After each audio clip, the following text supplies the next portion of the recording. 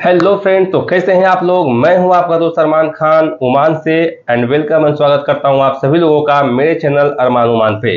तो गाइज, मैं आपको आज बताने वाला हूं कि अगर आप ओमान में आने के लिए सोच रहे हैं, ओमान में रहने के लिए सोच रहे हैं, विद फैमिली ओमान में सेट होने का प्लानिंग कर रहे हैं, मैं आपको आज बताऊंगा कि ओमान में पर मंथ विद फैमिली रहने का कॉस्ट कितना पड़ता है, आपको कितना कॉस्ट पड़ने वाला है। जो भी आप लोग रहने के लिए यहाँ पे सेट होने के लिए प्लानिंग कर रहे हैं, ये वीडियो उसके लिए मैं बना रहा हूँ। मैं पिछले 13 सालों से ओमान में हूँ, तो जो भी मैं आपको बताऊंगा अपने एक्सपीरियंस के बेस पे बताऊंगा, बहुत ही सॉलिड एंड सटीक बताने वाला हूँ।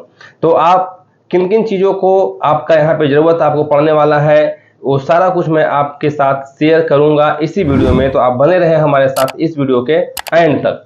तो गाइस, सबसे पहले हम बात करेंगे कि अगर आप यहाँ पे फैमिली के साथ प्लान कर रहे हैं रहने के लिए, तो आपको सबसे पहले जो ज़रूरत पड़ने वाला है वो पड़ेगा रूम का, यानी कि फ्लैट का, है ना।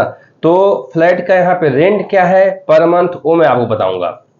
तो देखिए, ओमान में भी और मतलब और कंट्री के जैसा यहाँ भी एक पोस्ट इलाका है, नॉर्मल इलाका है, जैसा अपने हर जगह इंडिया में भी, पाकिस्तान में भी, और हर एक कंट्री का अलग अलग एरिया होता है ना।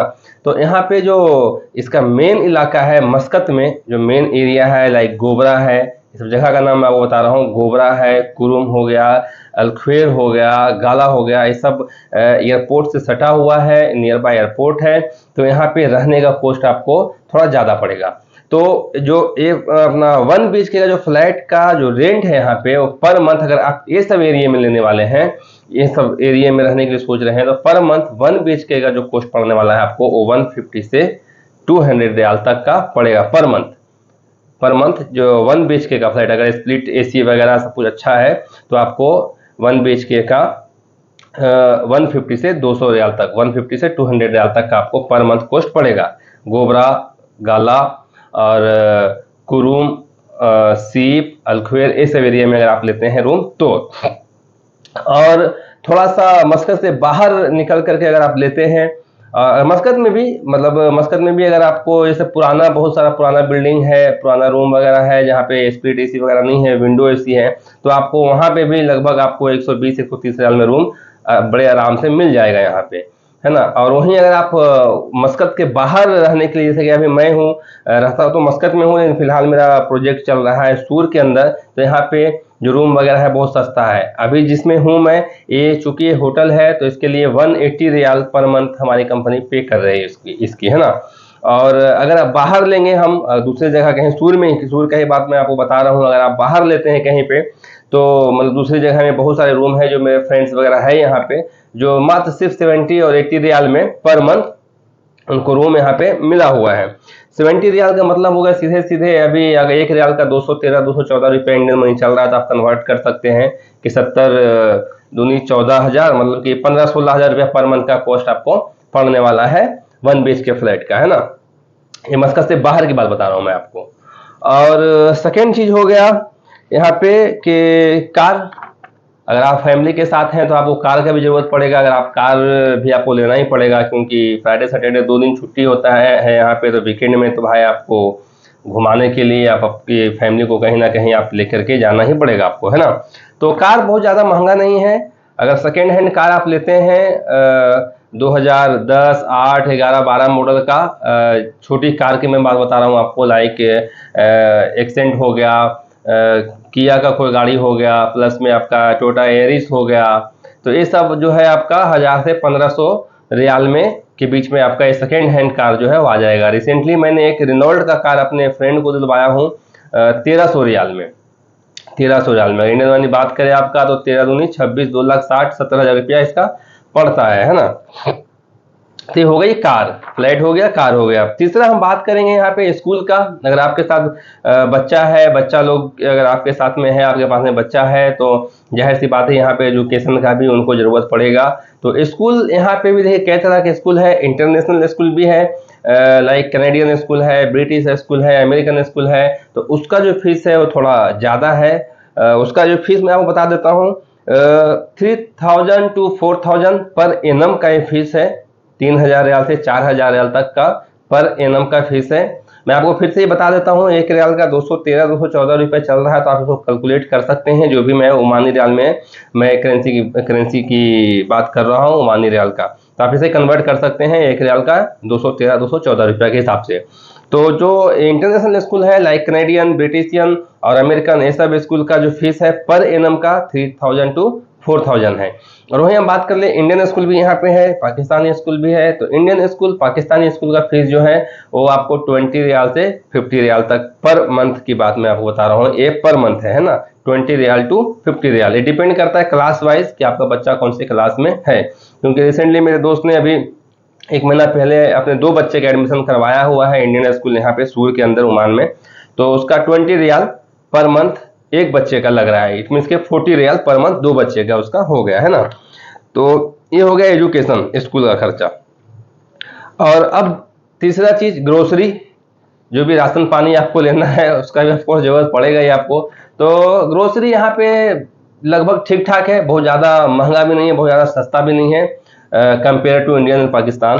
तो अगर आप देखिए यहाँ पे 2 रियाल में ना, 2 रियाल में 10 केजी तक आटा आ जाता है, आटा फ्लोर है ना, 2 रियाल में 10 केजी तक। तो 2 रियाल का इंडियन मनी का वही हो गया आपका लगभग 400-450 रुपया, ऐसा 10 केजी आटा का 450 रुपया, मतलब ठीक ठाक है यार, है ना। और 1 लीटर सरसों का तेल, क्योंकि मैं सरसों यूज करता हूँ, मैं भी सिर्फ कुकिंग करता हूँ, तो मैं सरसों का तेल यूज करता हूँ, मस्टर्ड ऑयल, जो कि 1 लीटर का 1 रियाल 950, मतलब 2 रियाल आप पकड़िए, तो इसका भी सेम 400-450 रुपया 2 लीटर का यहाँ पे पड़ता है, मतलब ऑयल का, मस्टर्ड ऑयल का। और रिफाइनरी वगैरह आप कुछ लेंगे रिफाइंड तेल, तो थोड़ा सा आपको सस्ता पड़ेगा, 1 रियाल 600, 1 रियाल 500, 1 रियाल 400, मतलब डिपेंड ऑन कंपनी ब्रांड, है ना। तो ऐसा हो गया ग्रोसरी का। और उसके बाद में आपका आ गया 6 number medical. Of course medical का भी जरूरत पड़ने वाला है, तो मेडिकल यहाँ पे थोड़ा सा महंगा है, महंगा मैं कहूँगा, मेडिकल महंगा है यहाँ पे।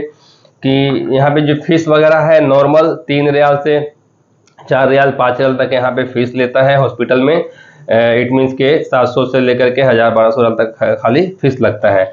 और यहाँ पे जो सबसे ज़्यादा मेडिकल में जो महंगा पड़ता है वो पड़ता है आइज का और टीथ का, dental medical and eyes medical, ये सब जो है यहाँ पे थोड़ा सा महंगा पड़ता है। अगर आप एक दांत निकलवाने के लिए जा रहे हैं तो कैसा भी 20 रियाल खाली आपका दांत निकालने का लेगा, प्लस में जो भी उसका दवाई वगैरह ऑफ कोर्स इसका अलग से वो एडिशनल चार्ज लेते हैं वो। तो ये हो गया मेडिकल, है ना। तीसरा, अगर आपके पास में गाड़ी है तो लाइसेंस का भी जरूरत पड़ेगा। तो आपको लाइसेंस, अगर आपको पहले से आप ड्राइविंग कर रहे हैं इंडिया, पाकिस्तान, बांग्लादेश से अगर ड्राइविंग आपको पता है तो आप यहाँ से 2 से 3 टेस्ट में निकाल लेंगे। जो कि आपको खर्चा यहाँ पे, अगर आप कॉन्ट्रैक्ट पे लेते हैं तो यहाँ पे अलग अलग बार्गेनिंग के हिसाब से 200 रियाल, 250 रियाल, 300 रियाल। मैं 2 साल पहले निकाला था लाइसेंस यहाँ पे, तो 300 रियाल मैं कॉन्ट्रैक्ट पे दिया था लाइसेंस के लिए, प्लस उसके बाद में 4 टेस्ट में मैं अपना क्लियर कर लिया था। तो ऑलमोस्ट मतलब मिला जुला करके 350 रियाल मेरा खर्चा हुआ था लाइसेंस में। 350 रियाल इट मीन्स के 70 to 75 हजार रुपया होता है, 70 to 75,000 रुपीज, है ना। आपका इससे कम में भी निकल सकता है। अगर आप वेल एक्सपीरियंस ड्राइविंग कर रहे हैं पहले से, तो आपका 2 टेस्ट में भी निकल जाएगा, 3 टेस्ट में भी निकल जाएगा। तो आपका 200-250, मतलब वही बात हो गई, जितना आप बार्गेनिंग करके जितना कम करवा सकते हैं तो आपका। लेकिन आप एक एवरेज रखें कि 200 से 250-300 के बीच में आपका लाइसेंस यहाँ पे निकल जाएगा, लाइट व्हीकल का, छोटी गाड़ी का, है ना। और उसके बाद हम बात कर लेते हैं कि अगर आपके पास में लाइसेंस नहीं है, कार नहीं है, तो फिर भी मतलब यहाँ पे कोई टेंशन वाली बात नहीं है, पब्लिक ट्रांसपोर्टेशन है। बस जो है मावा सलाद की बस यहाँ पे चलती है गवर्नमेंट का, जिसका भी ज़्यादा प्राइस फेयर नहीं है, ज़्यादा भाड़ा किराया नहीं है, 300, 400, 500 पैसा है, मतलब डिपेंड ऑन डेस्टिनेशन कि कितना किलोमीटर आप ट्रेवलिंग करने वाले हैं। तो 300, 400, 500 पैसा यही है। तो ये सारा कुछ यहाँ पे आपको जरूरत पड़ने वाला है। खर्चा भी मैंने आपको बता ही दिया है कि किसका कितना खर्चा पड़ने वाला है। फ्लैट रेंट भी हो गया, कार परचेसिंग भी हो गया, एजुकेशन स्कूल भी हो गया, आपका ग्रोसरी भी हो गया, मेडिकल भी हो गया, लाइसेंस भी हो गया, लोकल ट्रांसपोर्टेशन भी हो गया, है ना। इसके अलावा तो और कुछ ज़्यादा जरूरत नहीं है। और अगर आप 2 हैं, सिर्फ हस्बैंड एंड वाइफ है, तो आपका मंथली जो खर्चा पड़ने वाला है वो 100-120 में आप आराम से खाली खाने पीने पे आपका खाना पीना आराम से हो जाएगा। अगर एक एवरेज चलेंगे तो मतलब बहुत ज़्यादा नहीं, और से तो आप जाकर के होटल में एक दिन में 500 रियाल का खा जाए, 1000 रियाल का खा जाए, इसका तो कोई बात ही नहीं है। मैं बता रहा हूँ कि एक मतलब ठीक ठाक खाना, बहुत ज़्यादा हाई फाई नहीं, बहुत ज़्यादा लो कैटेगरी का नहीं, मतलब एक ठीक खाना जो हम लोग खाते हैं, मीडियम रेंज का खाना। वीकेंड में आप चले भी गए होटल तो फिर उससे कोई ज़्यादा फर्क आपको नहीं पड़ने वाला है। 100 से 20, 120, 100 टू 120 में आपका एक मंथ का 2 फैमिली का आराम से, मतलब कि हस्बैंड वाइफ का आराम से यहाँ पे खाली खाने पे खर्चा हो जाएगा, इसके अलावा जो भी रूम रेंट वगैरह है। तो आई होप कि गाइज आपको ये वीडियो पसंद आई होगी। सारा कुछ जो भी लिविंग कॉस्ट क्या है ओमान का मैंने आपको बता दिया हूँ। अगर आपको वीडियो पसंद आए तो आप प्लीज़ हमारे चैनल को लाइक करें, सब्सक्राइब करें, शेयर करें। और भी आपका कोई भी कंफ्यूजन है, कोई भी क्वेश्चन है ओमान के रिलेटेड, तो आप हमें कमेंट्स कर सकते हैं। मैं आपको पूरा ट्राई करूंगा कि आपके सवालों का जवाब मैं दे पाऊँ। इसी के साथ थैंक यू, बाय बाय, मिलता हूँ किसी और नेक्स्ट वीडियो में। जब तक के लिए thank you, take care of self.